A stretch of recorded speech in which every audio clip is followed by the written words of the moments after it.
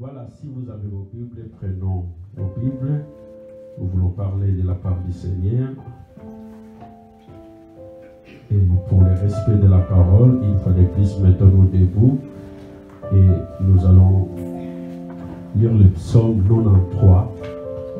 Le psaume 93, verset 1er jusqu'au 5e verset. Ce psaume contient que 5 versets.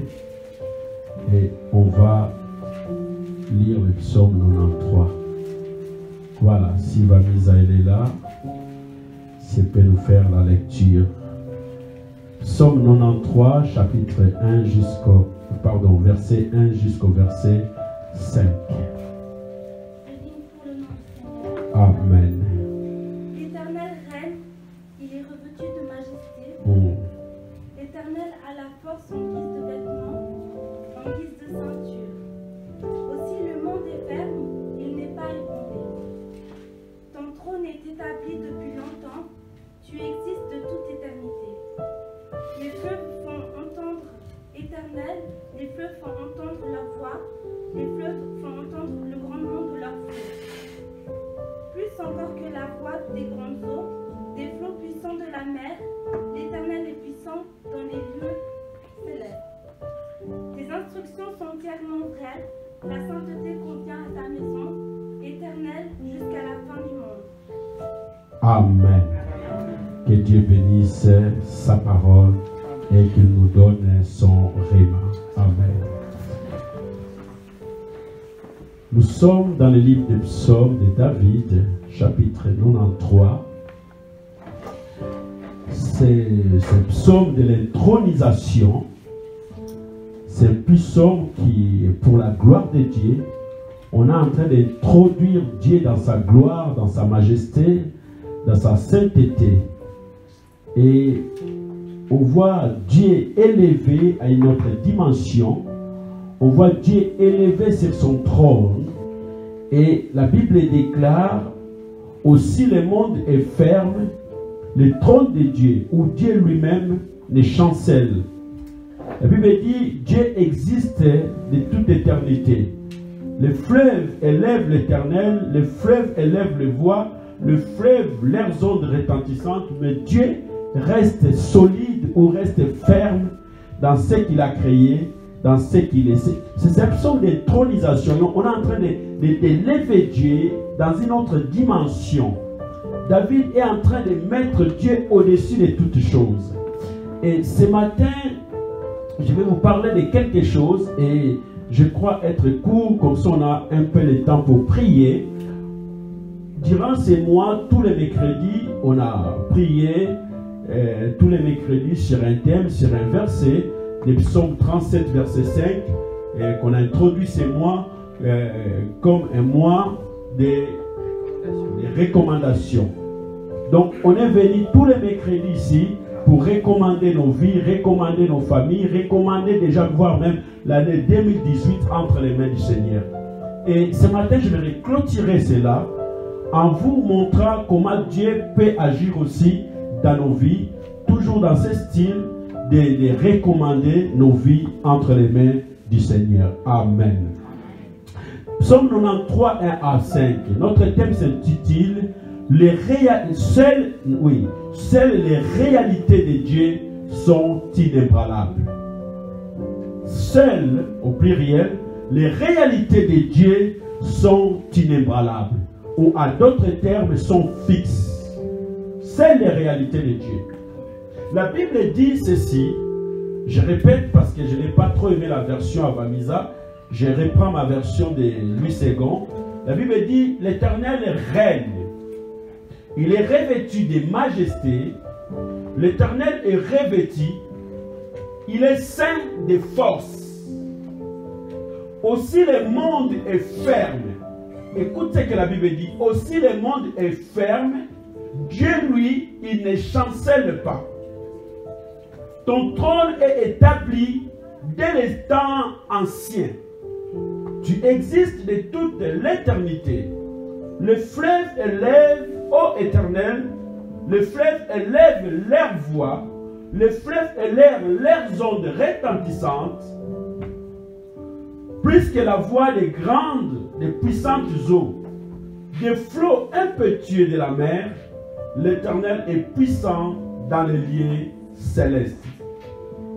Les témoignages sont entièrement véritables. Écoute ce que la Bible dit. Les témoignages de Dieu sont entièrement véritables. La sainteté convient à ta maison, ô Éternel, pour toute la durée des temps. Amen. Amen. La Bible dit aussi, le monde est ferme. Donc, ça veut dire quoi? Dieu a créé le monde. Dieu a créé les cieux et la terre. Là, pour le moment, nous habitons la ville de Martigny. Nous habitons dans un canton, le canton du Valais, et nous habitons dans le pays de la Suisse. Donc, aussi longtemps le monde restera monde, Martigny continuera à rester Martigny. Est-ce que quelqu'un comprend? La Bible dit aussi, le monde est ferme.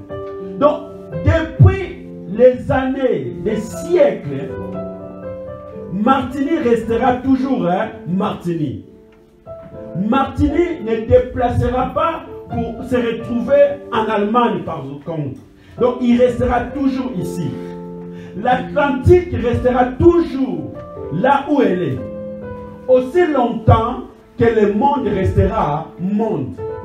Donc Dieu a fait des choses sont restées à leur place. Les montagnes resteront à leur place. Kilimanjaro, Rwenzori restera toujours à sa place.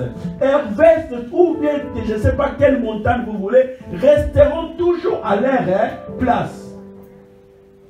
Mais ce qui est bien, la Bible dit ton trône est établi dès les temps anciens et toi l'Éternel, tu ne chancelles jamais.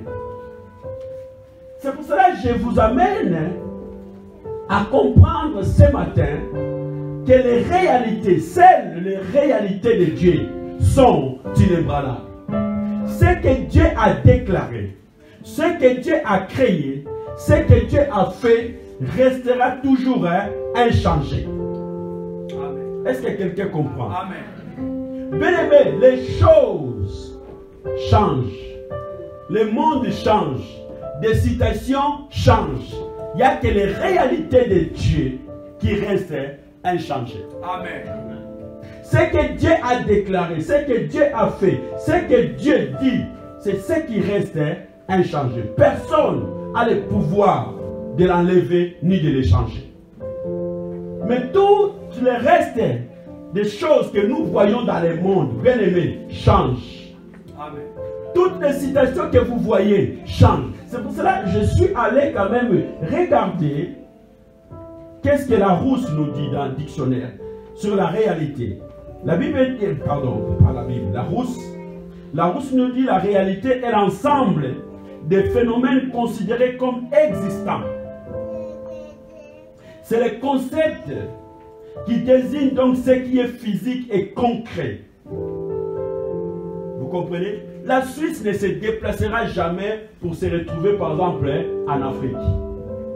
L'Afrique ne déplacera jamais pour se retrouver par exemple aux États-Unis. Les États-Unis resteront à l'endroit où elle est, aussi longtemps que le monde est monde. Amen. Les réalités, bien aimés, dans la vie que nous sommes en train de vivre peuvent changer. Mais celles des réalités de Dieu sont fixes. Inébranlable veut simplement dire ce qu'on peut ébranler, qui ne se laisse pas abattre ni fléchir.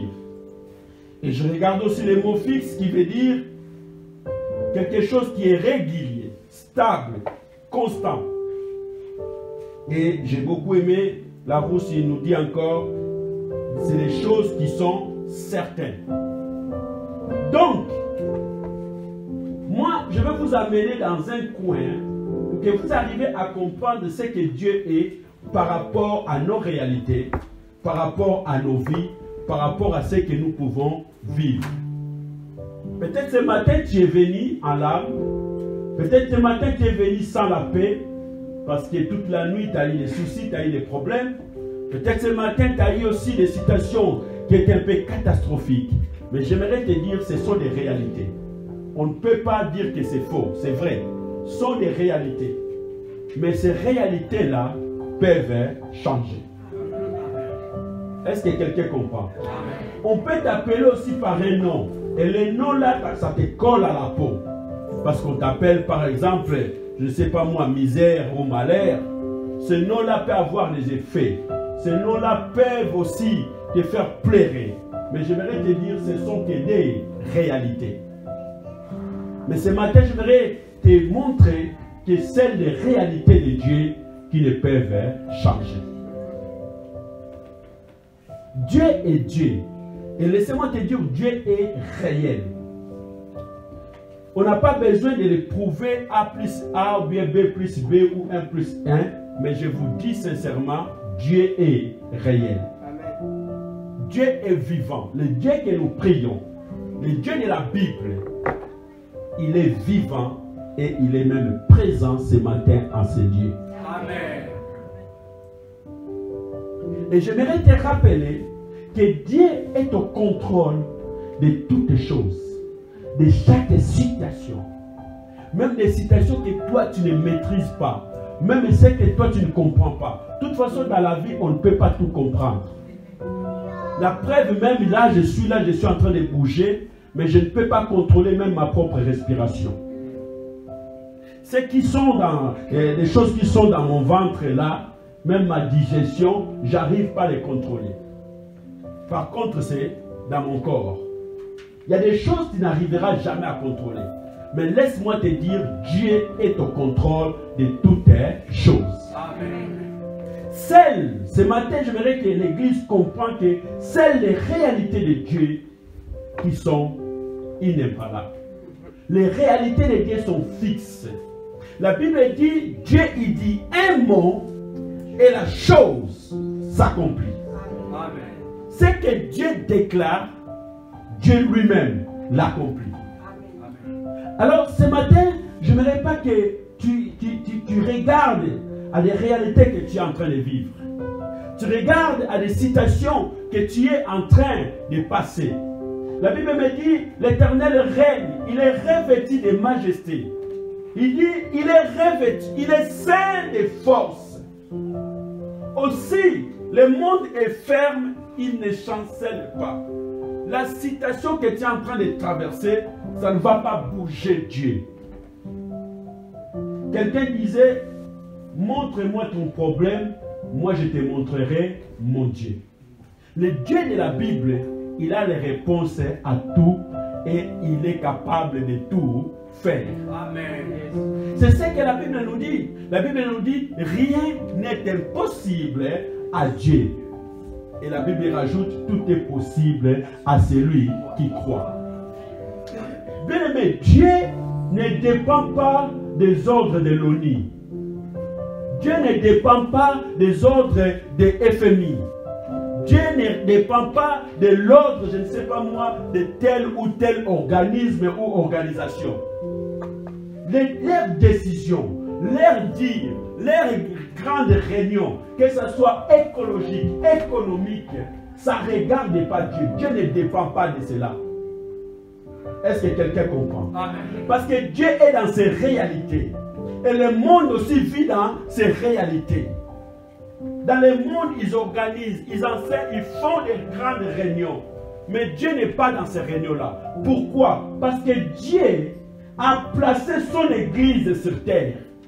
L'église de Dieu, c'est l'agent de Dieu. C'est la représentation de Dieu sur terre. Amen. Et quand Dieu veut agir, Dieu agit par rapport à son église. Amen. Ce qui est dommage, c'est que l'église d'aujourd'hui devient de plus en plus faible.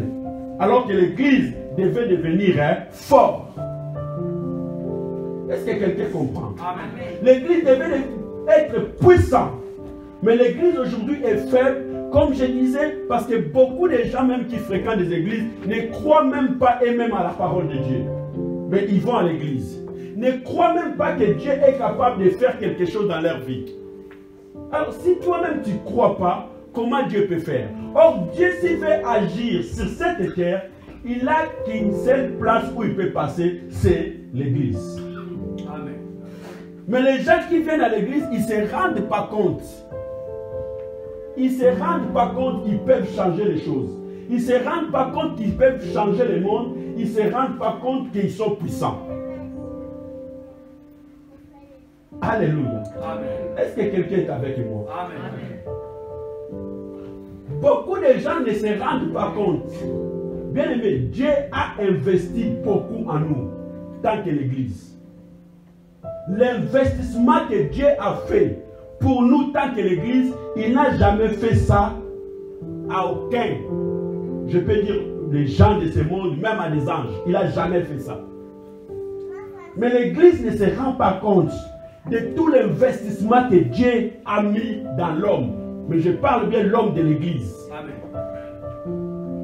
Est-ce que quelqu'un comprend? Amen. La Bible est claire. La Bible nous dit les voleurs, donc les diables, ils viennent que pour dérober, égorger et détruire. Les diables, excusez-moi, le diable connaît bien sa mission.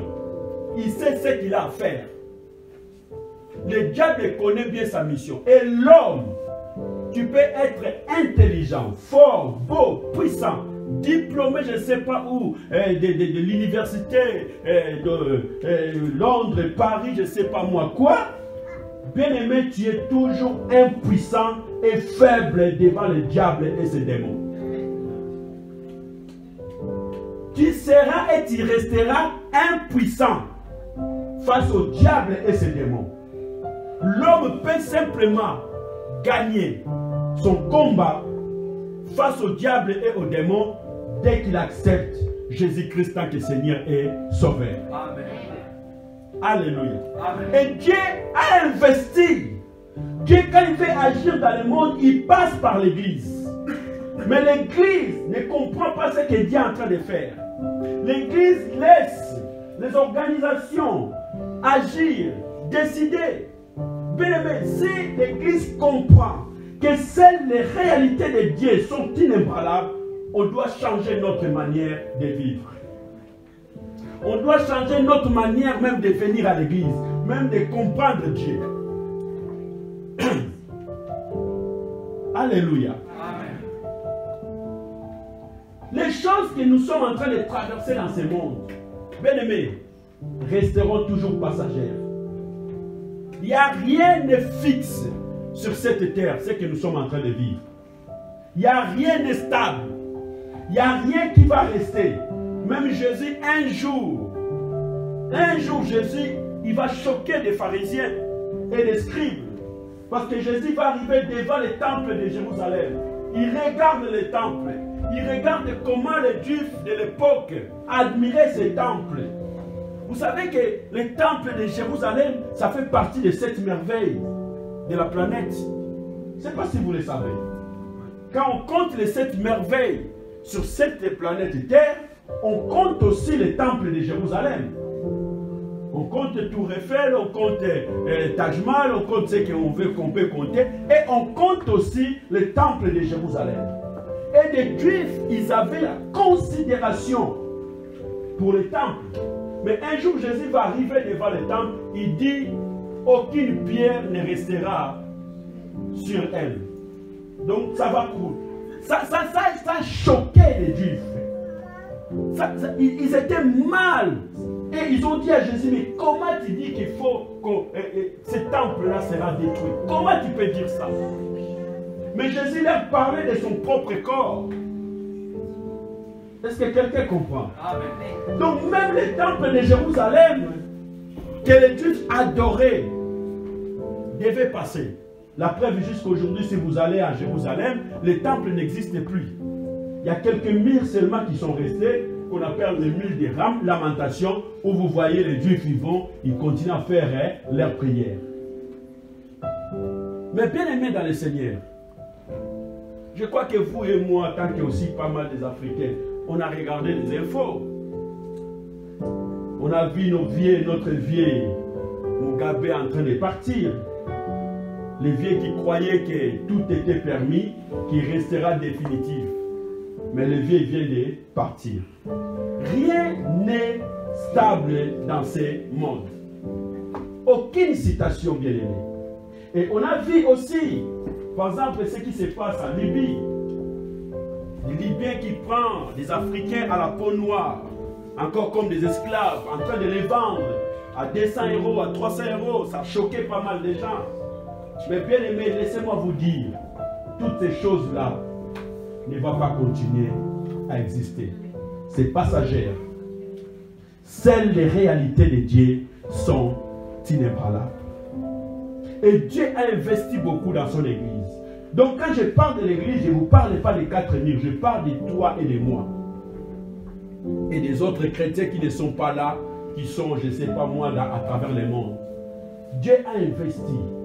C'est pour cela, nous, tant que l'église, nous sommes une force. Nous sommes une puissance. Nous sommes l'expression de l'amour de Dieu. L'église doit parler, l'église doit s'exprimer, l'église doit monter haut et fort. Parce que l'église doit comprendre que seulement il n'y a que Dieu qui restera au-dessus de tout le monde. Il n'y a que Dieu qui peut dire quelque chose et la chose arrive à son accomplissement. Il n'y a que les réalités de Dieu bien-aimé qui ne changent pas. C'est pour cela, quand je lis la Bible, il y a des fois, je deviens un peu malade ou je deviens un peu fou. Mais il y a des fois, je dis, si je peux vraiment aller dans ce sens dans l'église, les gens aussi peuvent me prendre pour un fou. Parce que pourquoi l'église est devenue aussi faible? Parce que ceux qui conduisent les églises et ceux qui vont à l'église, ils veulent amener l'église dans ces côtés-là. Il faut rester logique, il faut rester calme. Il ne faut pas trop crier à l'église.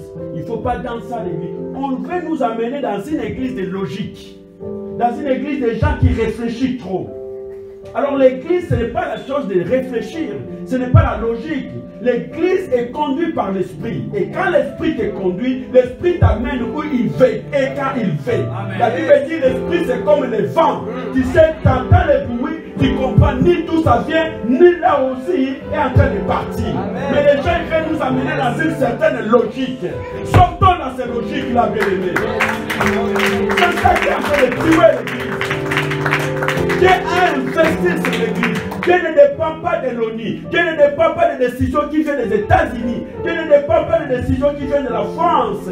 Dieu est Dieu. Et quand Dieu il veut agir, il veut passer par son église. Voilà pourquoi l'apôtre Paul qui a compris, il dit ceci dans 2 Corinthiens.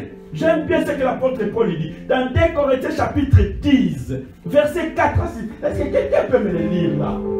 Quelqu'un peut me le lire? J'aime bien ce verset. Écoute ce que l'apôtre Paul dit dans 2 Corinthiens chapitre 10. 2 Corinthiens. Ah, j'aimerais bien que quelqu'un ce matin me comprenne. Amen, maman. 2 Corinthiens chapitre 10. Chapitre 10, verset 4 à 6. Car les armes que Dieu a données à l'église. L'église a des armes pour combattre. C'est pour cela une église qui ne combat pas, c'est une église de vaincue. Un chrétien qui ne combat pas, un chrétien qui ne sent pas le combat spirituel, c'est un chrétien faible, c'est un chrétien malade, c'est un chrétien vaincu, c'est un chrétien sous les pieds de l'ennemi.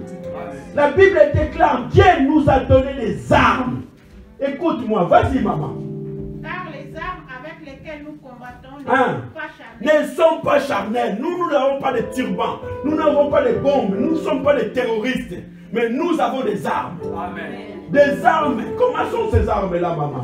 Mais elles sont puissantes. Elles sont puissantes. Par la vertu de Dieu. Oh, si c'est ta Bible, tu peux souligner. Si tu n'as pas emprunté cette Bible, commence à souligner. C'est que maman Élisée est en train de nous dire. Je ne sais pas ce qu'elle dit. Bon, elle est dans ma Bible. Est-ce que dans vos Bibles aussi c'est écrit la même chose? Ah, si c'est écrit la même chose, commence à souligner. Maman, réponds encore. Les armes sont comment? Les armes avec lesquelles nous combattons ne sont pas charnelles. Yes. Elles sont puissantes. Elles sont puissantes.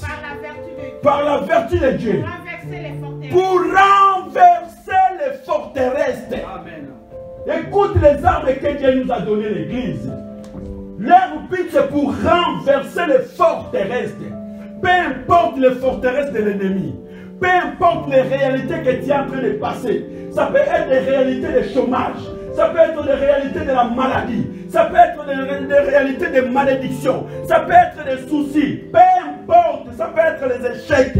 Mais les armes que Dieu te donne, l'Église est capable de renverser. Yes. Amen. Ce n'est pas de secouer. Là, je peux secouer cette chose-là. Je le secoue. Ce n'est pas secouer. On peut secouer quelque chose. Par exemple, une arbre, on le secoue, des feuilles tombent, des fruits tombent. Mais l'arbre va rester debout. Mais quand on le renverse, ça veut dire depuis la racine. Je le prends depuis la racine. Amen. C'est que tu comprends ce que moi je comprends. Ce matin, j'aimerais bien que l'Église me comprenne. Les armes par lesquelles Dieu nous a données, c'est pour renverser chaque citation. Bien aimé, la citation que tu es en train de passer n'est pas fixe et passagère dans ta vie. La citation que tu es en train de subir, bien aimé, n'est pas inébranlable. Ce matin, tu vas les renverser. Recommande ton sort à l'Éternel. Mets à lui ta confiance et l'Éternel agira. Et Dieu investit dans l'Église. Il donne à l'Église des armes. Et il dit maintenant les armes que moi je vous donne, c'est pour renverser toutes les forteresses. Toutes les forteresses établies dans ta vie, dans ta famille. Peut-être quand toi tu n'étais pas encore né, dans ta famille, ils ont établi des hôtels. Ils ont établi des forteresses. Maman, reste seulement là, reste là, maman. Ils ont établi des forteresses. Ils ont établi des hôtels. Ils ont parlé des paroles méchantes. Peut-être quand tu t'es marié, l'autre oncle parce qu'il n'a pas pris son costume. L'autre il n'a pas pris, une tante elle n'a pas pris ses sandales. Elle n'est pas contente. Elle a dit des choses. Et les choses là, toi tu continues à les payer. Alors que toi tu es innocent.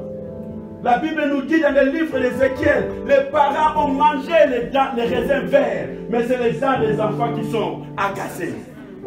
Tu ne peux pas payer pour les choses que toi tu n'as pas fait. Tu ne peux pas continuer à souffrir. C'est les choses que toi tu n'as même pas touchées.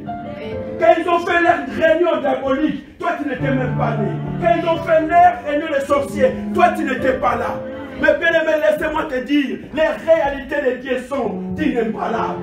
Il n'y a que Dieu qui est pour vrai et tous les autres sont des menteurs. Il n'y a que Dieu qui est vrai. Voilà pourquoi ce matin nous devons renverser toutes les mauvaises choses qu'ils ont dit sur nous, toutes les mauvaises choses que tu es en train de subir. Les armes sur lesquelles Dieu nous a données est capable de renverser, de faire tomber les forteresses de l'ennemi. On y va, maman. Les raisonnements. Pour renverser les raisonnements. Donc quand quelqu'un pense même mal de toi, toi tu n'as même pas besoin de savoir ce qu'il pense. Mais tu es capable de dire Seigneur, c'est que cet homme-là, cette femme-là est en train de penser sur moi. Comme c'est les mauvaises choses, je les renverse. Amen. C'est pour cela, un jour, Israël est en train de venir comme ça pour rentrer dans la terre promise. Il y a eu un roi méchant qui s'appelle Balak, pardon. Il appelle un faux prophète, il dit va maudire. Cet homme-là est prêt à maudire Israël. Mais quand il arrive devant Israël, il regarde, il commence à bénir Israël. Amen. Il dit, oh, quand tu es assis Israël, tu es comme un lion. Mais le roi, il dit, mais non, je t'ai dit pour maudire, comment tu commences à... Il dit, on ne peut pas maudire ce que Dieu a béni. Oh, tu es béni, béni. Je dis que tu es béni ce matin. Ce matin, je dis que tu es béni. Est-ce que quelqu'un peut me dire amen pour que j'avance? Amen.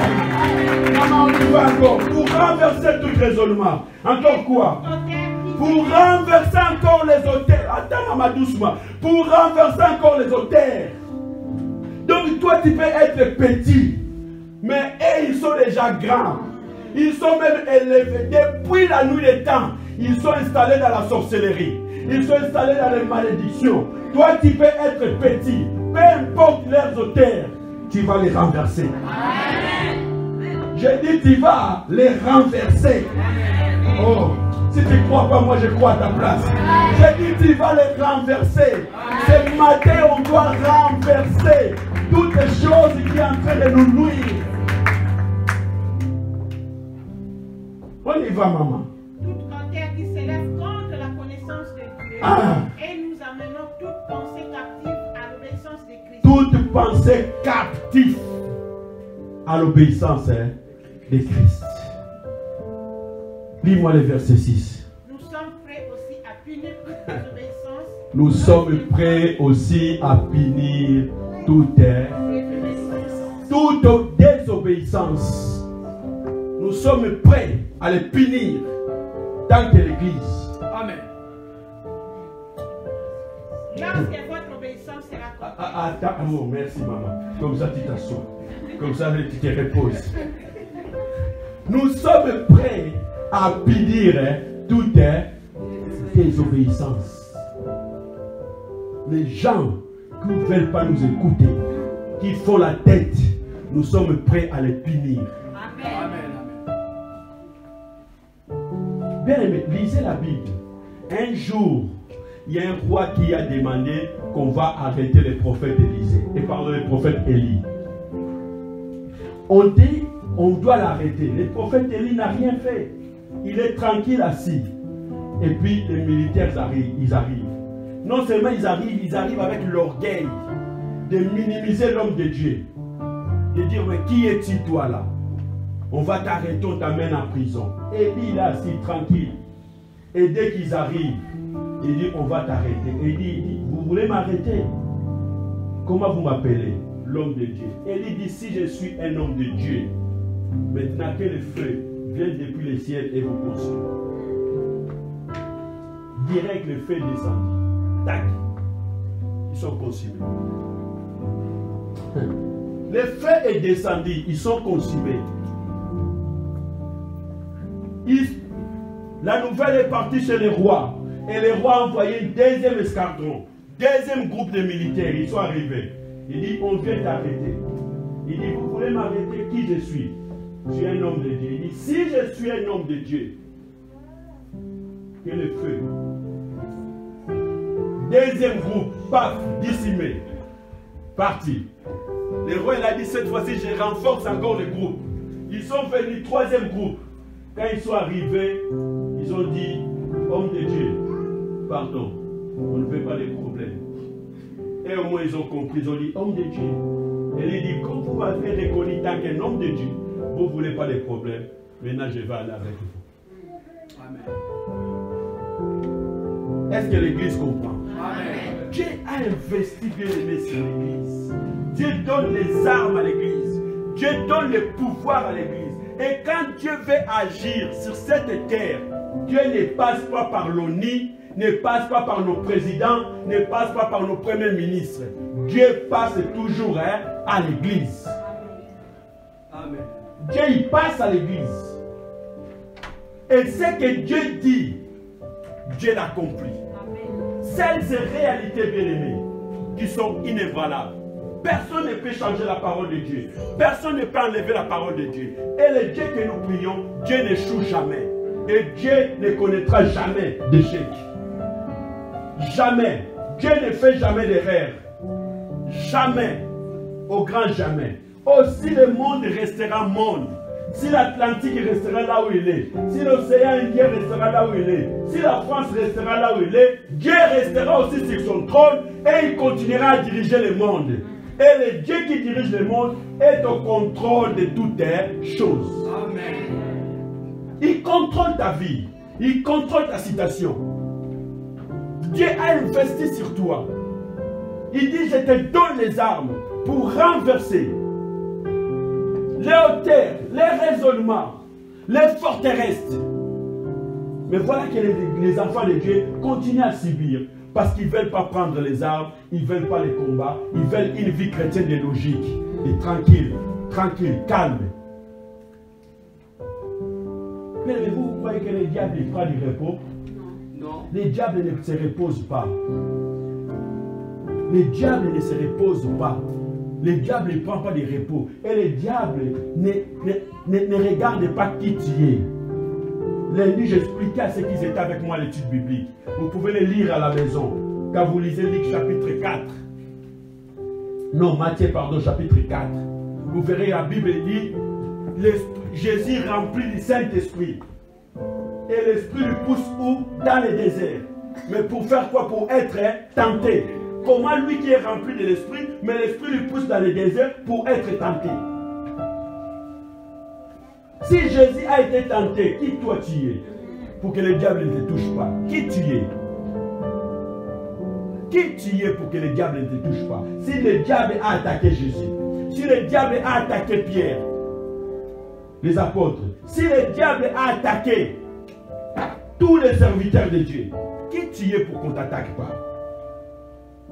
Mais je te dis une chose, bien-aimé, si tu crois à ce que Dieu te dit, parce que là, la parole de Dieu sont des réalités de Dieu. Si tu crois à la parole de Dieu, c'est la parole de Dieu qui va tout changer. Amen. Ne regarde pas ta situation, ne regarde pas tes problèmes, ne regarde pas tes difficultés, mais regarde qu'est-ce que Dieu a dit dans cette situation. C'est là où tu trouveras la réponse et c'est là où tes problèmes vont changer. Ce que tu vois là, ce n'est pas fixe.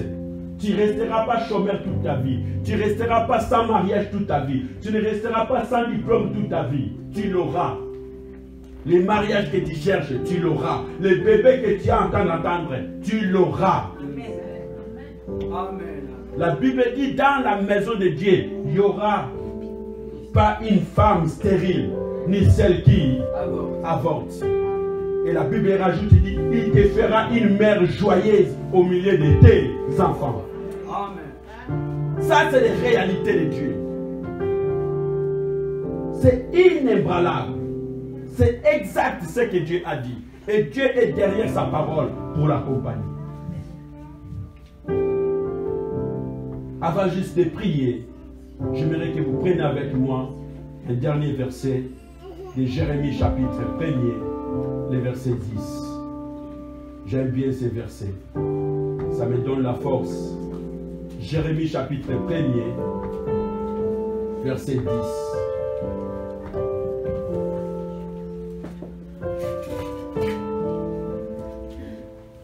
Jérémie chapitre 1er, verset 10. Est-ce que quelqu'un peut me faire la lecture, s'il vous plaît?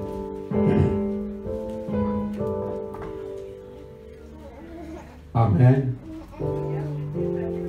Yaya, lis-moi ça fort avec une vivacité comme ça, je l'entends, comme ça je réplique. Regarde, je t'établis aujourd'hui sur les nations et sur les royaumes pour que tu arraches. Attends, maman, attends. La Bible dit, vous voyez l'investissement de Dieu en nous. Il dit, je t'ai établi pour que tu fais quoi? Tu arraches. Les choses qu'on arrache, c'est les choses qui sont comment? Enracinées. Merci. Les choses qu'on arrache, c'est les choses qui sont enracinées. Même s'il y a des choses qui sont enracinées dans ta vie, dans ta famille, c'est les choses qui sont mauvaises. Ce matin, tu vas l'arracher. Tu vas l'arracher. Il n'y a personne qui m'a dit Amen. Alors je dis Amen pour moi-même. Je dis Amen pour moi-même. Je dis je vais l'arracher. Première chose, Dieu nous dit, il dit regarde. Il te dit regarde ce que je suis en train de faire pour toi. Donc je t'établis pour que tu puisses arracher toutes les choses dans ta vie, dans ta famille, dans la vie de tes enfants, bien-aimés, qui sont mauvaises. Là, il commence à dire, oui, mais nous, dans notre famille, ma soeur a divorcé, notre frère encore à moi a divorcé. Bon, toi aussi, tu vas divorcer, hein? Donc, c'est tout à fait normal. Je te dis, ce n'est pas normal. Et ces choses-là, on va l'arracher. Amen. Après arracher, c'est quoi? Et pour que tu abattes, ça vient du verbe abattre. C'est comment abattre? C'est comment abattre? Hein? Kopapa. En vrai, l'ingalo dit ça, kopapa, comme Alain Moloto disait. Maintenant, on va commencer à kopapa et à kopapa. Kopapa. Après, abattre, c'est quoi? Pour que tu tu ruines, comment on peut ruiner? C'est comme quand une maison n'est plus habitable. Vous comprenez? Une maison qui n'est plus habitable. Il y a des tôles qui commencent à partir, des fenêtres qui sont cassées, des murs sont en état de... Donc, vous voyez un peu, les carreaux ils sont plus là. Il y a des petits arbres qui commencent à pousser, des rails commencent à faire l'air nid là-bas. On regarde, on dit, oh, cette maison est ruinée. Et ce qu'ils ont fait dans ta vie, c'est qu'ils ont pris l'air des mers dans ta vie, dans ta famille. Aujourd'hui, on va les ruiner. Amen. On va tout ruiner, tout Amen. ruiner, tout ruiner. Amen. Il faut que leur habitation, leur adresse dans ta vie soit une adresse comment? Donc quand ils sont plus là, c'est comment maintenant? Comment on appelle ça, hein? Inconnu, disparu. Et après il dit quoi pour que tu détruis? Comment on peut détruire? Moi j'aime bien ceux qui travaillent dans les bureaux. Aujourd'hui ils ont des petites machines. Quand ils ont écrit les lettres, ils ne veulent pas que les gens les lisent. Ils les font seulement comme ça. La lettre elle passe détruire. Et aujourd'hui on va détruire tout ce que vous avez établi dans nos corps, dans nos familles, dans nos vies. On va détruire. Je vais vous dire une chose. Yaya, reste seulement là. Avant qu'on parle de là. Je vais vous dire une chose. Vous savez, l'homme en soi, comme nous sommes là, nous ne pouvons pas faire plus de ce que nous-mêmes, nous avons établi. Est-ce que quelqu'un a compris? Tu ne peux pas aller toi-même au-delà de ce que toi-même tu as établi. Si toi tu dis, moi ma limite, je fais 5 000, tu finiras toujours par 5 000. Tu ne verras jamais plus grand que 5 000.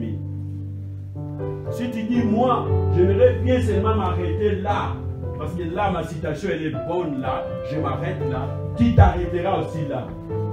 Mais si tu te décides dans ta tête, tu dis je vais affronter pour aller plus loin, bien aimé, tu vas aller aussi plus loin. Amen. Je ne sais pas tes limites. Mais si dans tes limites, tu te vois seulement un enfant de Dieu qui vient à l'église, écouter la parole et retourner chez lui à la maison tranquille, tu resteras aussi comme ça. Mais si tu changes ta mentalité, tu dis moi je vais aller plus loin. Parce que le royaume de Dieu s'appartient aux violents. C'est à ce moment-là, Dieu va commencer à investir encore des choses sur toi pour que tu puisses aller plus loin. Est-ce que quelqu'un comprend? Amen. Alors, les 4 verbes qui sont devant nous, arracher, abattre, ruiner et détruire, c'est ce que nous devons faire en première. C'est comme si on me donnait ce terrain, on dit, pasteur, tu dois cultiver ce terrain. Mais le terrain qu'on me donne, il y a des arbres, il y a des cailloux, il y a toutes ces choses-là. Qu'est-ce que je dois faire? Je dois commencer à arracher, je dois commencer à battre, je dois commencer à enlever, comment on dit ça, hein? Non, en français, maman. Comment on dit? Labourer. Merci, labourer. Toi qui mets bien sa couleur, là, tu amènes au Congo central.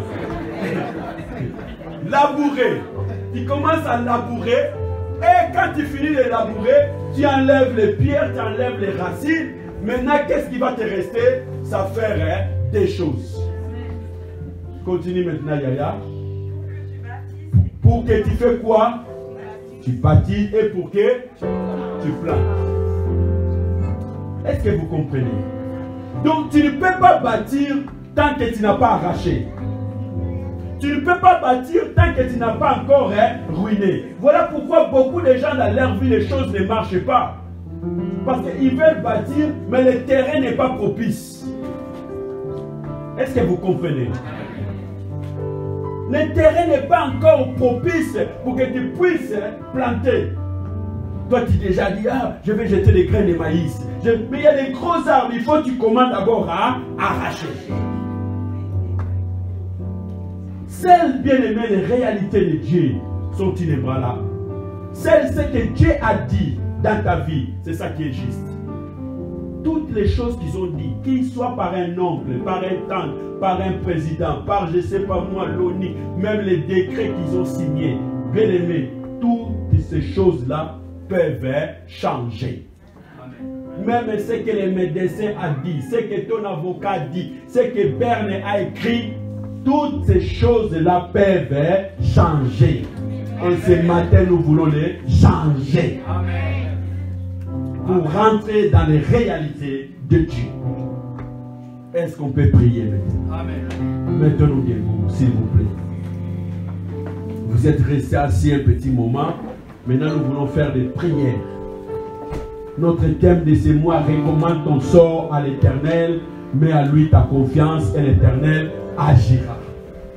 Maintenant, nous avons compris que c'est les réalités de Dieu qui ne changent pas. C'est ce que Dieu dit qui est vrai. C'est ce que Dieu fait qui est juste. Mais dans ta famille, dans ta vie, peut-être les gens ils ont parlé, les gens ils ont dit, les gens ils ont fait des choses. Ça ne correspond pas à la réalité de Dieu. Mais ce matin tu vas prier. Tu vas recommander ta vie d'abord entre les mains du Seigneur. Tu dis Seigneur, mais voici. Voilà mes problèmes, voilà ma situation. Et après cela, commence à renverser les forteresses. Vous savez, quand on parle de forteresses, ça veut dire les gros murs là. Il faut commencer d'abord par là. Tu dois arracher tout ce qu'ils ont planté de mauvais dans ta vie. Jésus va nous donner une illustration. Il dit, le maître des champs est venu un jour, il a sémé. Il est parti. Mais la Bible dit la nuit pendant qu'on dormait, le malin est venu s'aimer encore, livré. Peut-être pendant que toi tu dormais, peut-être que toi tu étais imprudent, le diable est venu aussi s'aimer. Sans que toi tu saches. Mais ce matin, tu as le droit de renverser, tu as le droit d'arracher, tu as le droit d'abattre. Nous élevons nos mains, nous voulons prier. Pendant que moi je parle, concentre-toi dans la prière. Regarde ta vie. Regarde tes situations, regarde ce qui te fait pleurer, regarde ce qui te fait souffrir, regarde là où tu as des limites, là où tu n'arrives pas à avancer. Regarde bien cela, pense à cela, mais sachez-le que ces choses-là sont passagères. Et ce matin, tu vas les faire passer, tu vas les faire évacuer dans ta vie, dans ta famille, dans la vie de tes enfants, dans la vie de ton mari, dans la vie de ta femme. Sont passagères toutes ces choses. Seules les réalités de Dieu sont inébranlables. Nous voulons prier, bien-aimés. Concentre-toi. Je demande vraiment à l'église d'être concentrée. Nous sommes nos yeux fermés. Concentrés. Commence à regarder des choses qui se passent dans ta vie, dans ta famille. Ça peut être les échecs. Ça peut être les difficultés. Regarde-les, regarde-les. Dieu a investi sur toi. Dieu compte sur toi. Il t'a donné des armes pour que tu renverses, pour que tu abattes les hauteurs, les forteresses, les raisonnements. Même quand ils n'ont pas encore agi, ils pensent seulement qu'à la fin de cette année, ils veulent te bouffer. Bien-aimé, renverse déjà leurs raisonnements. Tu passeras l'année 2017. Tu arriveras en 2018. Même quand ils sont en train de faire leur complot sous un kimbonner là, commence déjà à renverser leurs raisonnements. Ils ont dit encore à la fin de l'année, peut-être il ne va pas nous envoyer l'argent, qu'il ne résiste pas là où il est. Commence déjà à renverser, à condamner leurs mauvaises paroles. Nous sommes nos mains levées. Regarde ta vie, bien-aimée. Parce que dans peu de temps, la prière va monter comme un turbo. J'aimerais vraiment voir l'église prier. J'aimerais vraiment que tu t'investis. Alléluia. Nous sommes nos mains levées, concentrées dans la prière. Concentrés dans la prière. Alléluia. Celles les réalités de Dieu sont inébranlables. C'est ce que Dieu t'a dit. Dieu t'a dit, mon fils, ma fille, compte sur moi, ne crains rien, je suis ton Dieu. Même quand tu traverses la vallée de la mort, je suis avec toi. pas ce qu'ils veulent décider sur toi. Nos mains levées et nos bouches ouvertes. Maintenant, nous commençons à prier.